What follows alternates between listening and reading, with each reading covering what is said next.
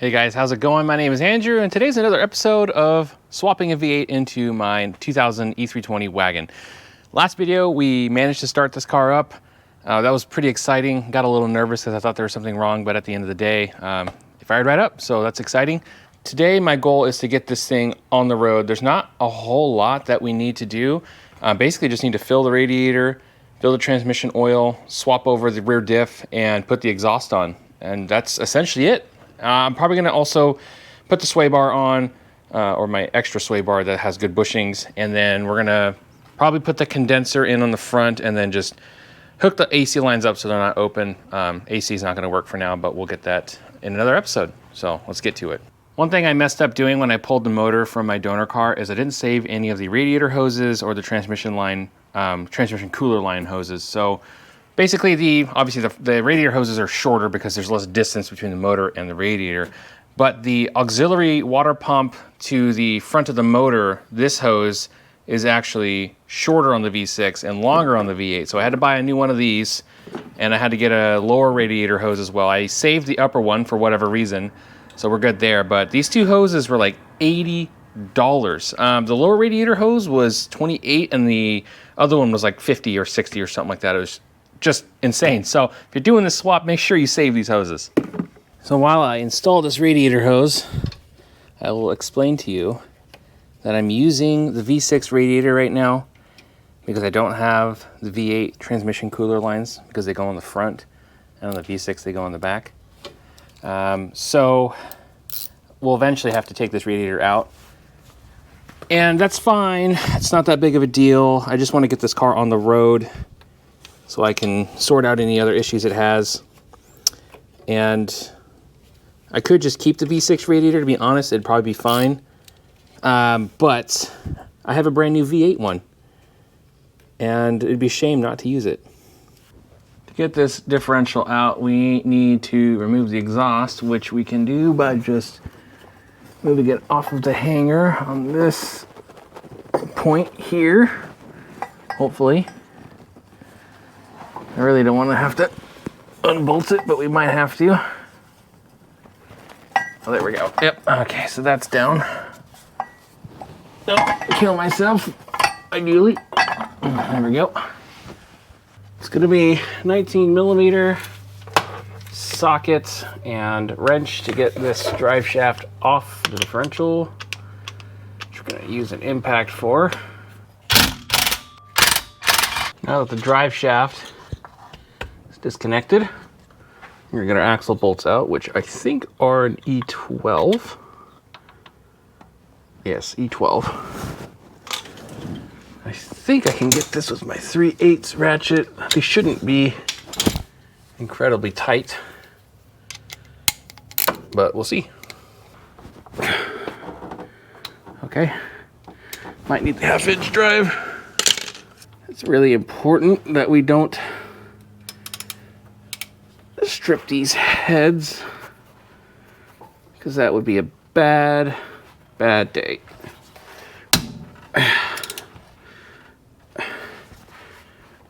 Yeah. Nice.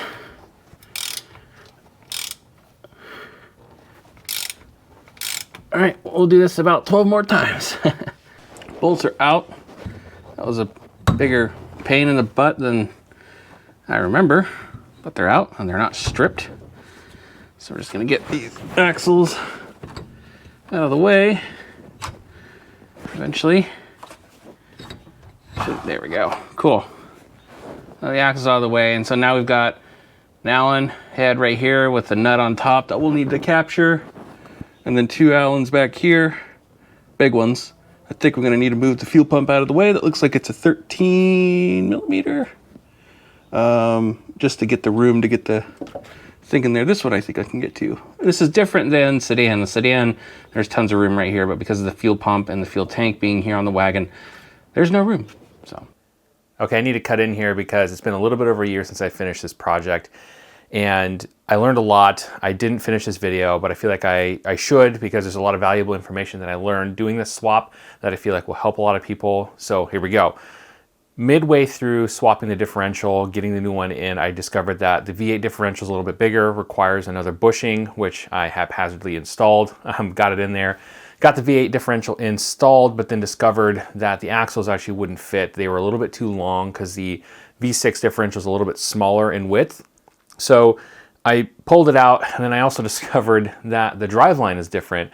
Even though it's a 3-bolt yoke, right? The AMGs are a 4-bolt yoke. It's a little bit more obvious to tell that they're different. The V8 one is actually slightly bigger in diameter, so the V6 drive shaft wouldn't work. I didn't have a V8 drive shaft, so I scrapped that idea. I stuck the V6 differential back in. I said, screw it, we're just gonna make it work with the V6 differential. So I was able to replace the motor mounts on the car. I was able to replace the radiator. I got the V8 radiator in with some transmission lines I got off of a parts car, an E55 parts car, so that was pretty awesome. And I got the car on the ground. So what I discovered though is running the V8 TCU with the V6 differential and the V8 transmission would throw a limp mode, so you'd be able to get up into third gear and then it wouldn't shift out of third gear, go into a limp mode. So I contacted the Mercedes swap shop who did the ECU magic. They thought that maybe they could make the EGS 51 TCU work with some weird magic. I don't know what they did. So they sent me some experimental TCUs, and basically they didn't work either. Plugged them in, car would not start, so scrapped that idea. My next step in the process was to try and find some friends on Facebook and Instagram, see if anybody had a V8 drive shaft. There was a E430 4MATIC that was in a wrecking yard near me. One of my buddies got the drive shaft for me, and I discovered something else. The E430 4MATICs use the V6 differential and gear ratio. How did I find this out? Well, the 4MATIC V8 differential that I received was the same size as the V6 differential. So I went asking around, I posted on some Facebook pages, and basically everybody confirmed, yes, the 4MATIC V8 210s use the smaller differential, the 3.07 gear ratio versus the bigger 2.82 differential from the V8. So I had a thought, what if I get a 430 4MATIC TCU and plop it in? It should have the right gear ratios, right? Shouldn't care that it's not 4MATIC. So that was the gamble. I found one on eBay for $60, so I thought that was worth the gamble. Specifically a 2000 TCU because it has to be ME 2.0, EGS 51, all the things. Again, because of the 2000 model year being a facelift, this is a really niche swap. It's kind of difficult to get parts for. But anyway, that TCU came in, and here's the next clip. All right, just got this in the mail. This should be the secret sauce. This is a TCU from an E430 4MATIC, 2000 model year specifically. So I'm hoping this is gonna work. I'm gonna pop it in and we'll see what happens. First things first, we need to read the TCU through SDS to make sure there's no codes and to reset the transmission adaptation data. So I'm gonna do that real quick. Well, good thing I cleared the codes, or at least checked for them, because there were a couple of stored codes. And now we're gonna see if the car starts. All right, that's good. Now check engine lights. Let's see how this goes. If it goes into gear smooth, that's a good first indication, which it did. So we're in reverse. Zoom out a little bit.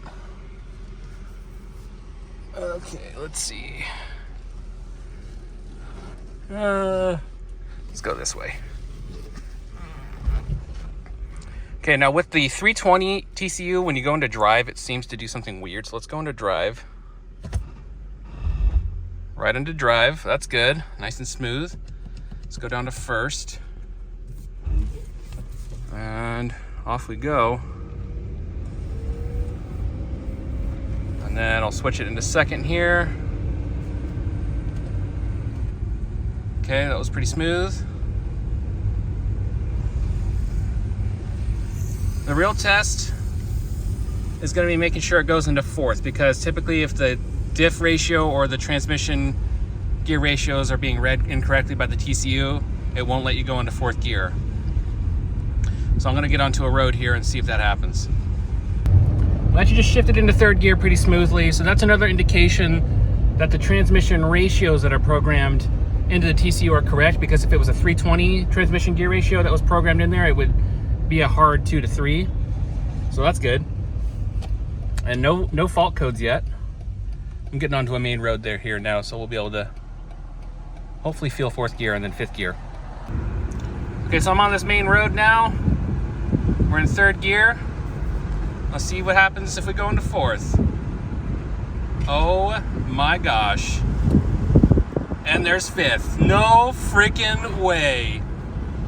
Ladies and gentlemen, we are driving my V8 swapped E320 wagon with an E430 4MATIC TCU using the stock 320 differential. Wow. This is such a niche celebration because I think most people are swapping AMG V8s, or you're doing a subframe swap like I should have done. I should have just taken the subframe from the E430 that I had. And I'm a 2000, which means that this TCU is very specific to this year because it's got the Tiptronic shifter, but it's EGS 51 like the early cars are. So yeah, I mean, there's probably 2 or 3 of you that might find this helpful, but man, I am so stoked. This is so weird. I'm driving this thing. Anyway, let's turn back around and, I don't know, do something else, I guess.